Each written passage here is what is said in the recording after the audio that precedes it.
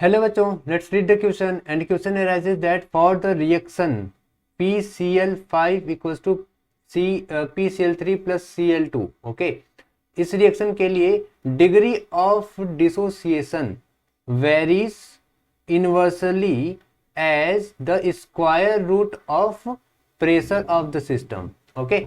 Supposing that the constant temperature if volume is increased 16 time at क्या constant temperature if volume increased 16 times the initial volume, then the degree of dissociation for this reaction will be become।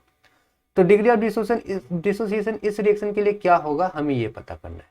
Okay, आइए question को start कर सकते हैं। ठीक है, सो यहाँ पे कह रहा है कि हमारा जो डिग्री ऑफ डिसोसिएशन है उसे हम अल्फा मान लेते हैं। ठीक है, तो degree of dissociation is inversely proportional to, ठीक है, inversely proportional to square root of P. Okay, P के स्क्वायर रूट के इनवर्सली प्रोपोर्शनल है, ऐसा दे रखा है। ओके, आइए अब यहाँ पे बात करते हैं थोड़ी सी की कॉन्सेप्ट की, है ना।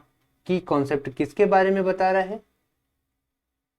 की कॉन्सेप्ट बता रहा है हमारा आइडियल गैस के बारे में, कि अगर आपको इस क्वेश्चन को सॉल्व करना है तो आपको आइडियल गैस का equation PV equals to NRT पता होना चाहिए। पीवी इक्वल्स टू एनआरटी के हिसाब से अगर आप यहाँ पे चेक करो तो P inversely proportional to V, P जो होता है वो इनवर्सली प्रोपोर्शनल होता है वॉल्यूम के। ओके, ये अकॉर्डिंग टू की कॉन्सेप्ट है, यानी अगर हम आइडियल गैस के इक्वेशन को देखें तो pressure is inversely proportional to the volume. Okay, so एक काम कर सकते हैं, अगर इन स्टार्टिंग में वॉल्यूम V1 था, फाइनली वॉल्यूम V2 पहुंच गया, ठीक है, तो P1 तो स्टार्टिंग में क्या रहा होगा? स्टार्टिंग में रहा होगा P1। ओके, स्टार्टिंग में रहा होगा P1 एंड लास्ट में रहा होगा P2। ओके, तो हम कह सकते हैं इन दोनों के हिसाब से कि that P1 is inversely proportional to V1 and P2 is inversely proportional to V2।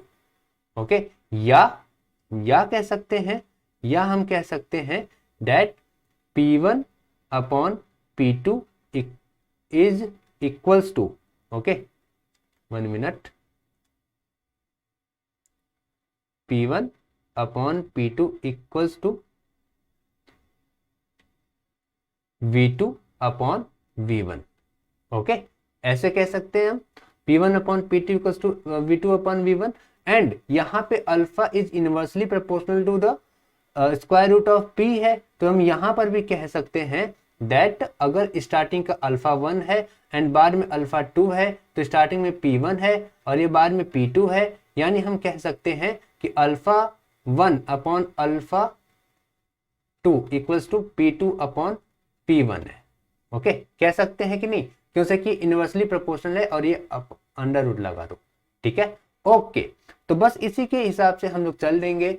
Alpha 1 upon alpha 2, okay, alpha 1 upon alpha 2 equals to P2 upon P1, किसमें? अंडर रूट में, इक्वल्स टू, देखिए अंडर रूट में लगाया P1 upon P2, यानी इसका ठीक उल्टा हमें मिल चुका है V2 अपॉन V1, तो इसी का उल्टा कर देंगे, ये हो जाएगा V1 अपॉन V2।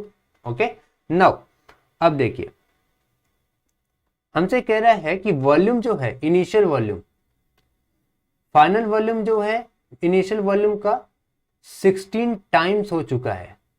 ओके, यही तो होगा, 16 टाइम्स हो चुका है इनिशियल वॉल्यूम का, यानी हम अगर कहें कि V1 जो है इसका 16 टाइम है V2। ओके, तो एक बात बताइए, V1 अपॉन V2 कितना होगा? V1 अपॉन V2 हो जाएगा हमारा 1 अपॉन 16, यही तो होगा 1 अपॉन 16, तो बस इसी को उठा करके यहाँ पे रख देंगे। Alpha 1 upon alpha 2 equals to under root रखेंगे, क्या रखेंगे यहाँ पर? 1 अपॉन 16। Okay, 1 upon 16। नाउ अगर आप यहाँ पे सॉल्व करो तो अल्फा 1 अपॉन अल्फा 2 कितना आ गया? ये आ गया हमारा 1 अपॉन 4। ओके, हमसे पूछा क्या था? हमसे पूछा था the degree of dissociation for this reaction will be become, इस रिएक्शन के लिए डिग्री ऑफ डिसोसिएशन क्या होगा? ओके, तो हमारा जो डिग्री ऑफ डिसोसिएशन होगा वो 4 टाइम्स होगा। देखिए यहाँ पे कैसे हो गया, हम यहाँ लिख सकते हैं alpha 2 equals to 4 into alpha 1, है ना। तो ये क्या बता रहा है कि स्टार्टिंग में जो रिएक्शन था, है ना, स्टार्टिंग में जो सारे के सारे क्वांटिटीज थे, अल्फा 2 अब उसका 2 गुना हो चुका, 4 गुना हो चुका है। It is 4 times of alpha 1। ठीक है, तो यहाँ पे क्या ऑप्शन सही रहेगा, ये ऑप्शन यहाँ पर 4 टाइम्स ऑप्शन करेक्ट रहेगा। ओके, ये हमारा ऑप्शन बिल्कुल बिल्कुल करेक्ट हो जाएगा फर्स्ट वाला। Hope this answered your question, thank you so much.